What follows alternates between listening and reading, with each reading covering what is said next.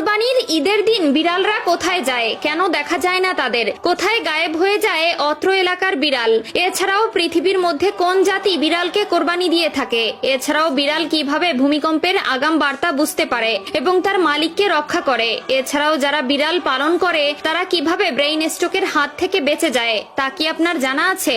এমনকি রাসূলুল্লাহ সাল্লাল্লাহু আলাইহি ওয়াসাল্লাম আজ থেকে 1400 বছর আগে এই বিড়াল সম্পর্কে কি বলে গিয়েছিলেন সেটা কি আপনার জানা আছে? প্রিয় দর্শক, আজকের এই ভিডিওটি অতীব গুরুত্বপূর্ণ হতে চলেছে।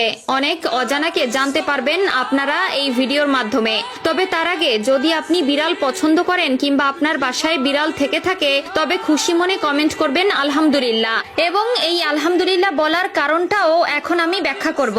প্রিয় দর্শক, আমরা সকলেই জানি প্রিয় নবী সাল্লাল্লাহু আলাইহি ওয়াসাল্লাম বিড়াল ভালোবাসতেন।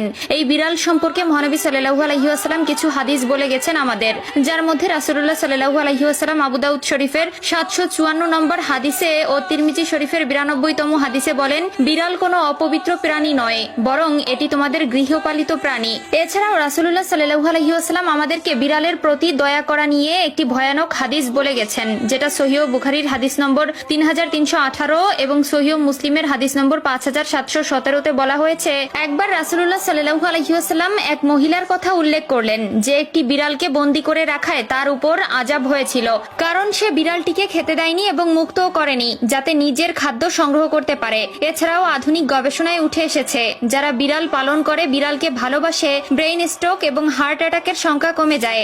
এছাড়াও বিজ্ঞানীরা বলছেন বিড়ালের শ্রবণ শক্তি অন্য সকল প্রাণী থেকে একটু প্রখর, যার মাধ্যমে তারা অনেক দূরের জিনিসও খুব সহজে শুনতে পারে। এমনকি যদি ভূমিকম্প হয় তার 10 থেকে 15 মিনিট আগে ভূপৃষ্ঠের তলের প্লেটের বিন্দুমাত্র শব্দও তারা শুনতে পায়, যার ফলে তারা আগে থেকেই সাবধান হয়। আধুনিক বিজ্ঞান গবেষণা করে আরো পেয়েছে যে যারা অল্পতেই নেগেটিভ মাইন্ডেড হয়ে পড়ে তাদের সামনে যদি সেই সময় কোনো বিড়াল ছেড়ে দেওয়া হয় কিংবা সেই ব্যক্তির পোষা বিড়াল থেকে থাকে তবে সেই বিড়ালের দিকে তাকালেই নেগেটিভিটি কেটে যায়। এছাড়াও যারা কালো জাদু করে বা কালো জাদু অধ্যয়নরত অবস্থায় থাকে তারা তাদের এই শক্তিকে বৃদ্ধি করার জন্য কালো রঙের কোনো বিড়াল পেলেই সেটি কোরবানি করে দেয়। তাদের বিশ্বাস এটি কালো জাদুকে আরো প্রখর করে তোলে এবং কোরবানির ঈদের দিন তেমন একটি বিড়াল দেখা যায় না। এর কারণ হলো বৈজ্ঞানিক গবেষণায় উঠে এসেছে যে বিড়ালের খাদ্য হজম শক্তি কম থাকায় আঁশ জাতীয় খাদ্য হজমে বেগ পেতে হয়, যার ফলে কোরবানির ঈদের কয়েকদিন মাছ মাংসের হাড়গোড় এমনকি মাংস অত্যাধিক পরিমাণে খাবার ফলে তাদের বমি সহ বদ হজম হয়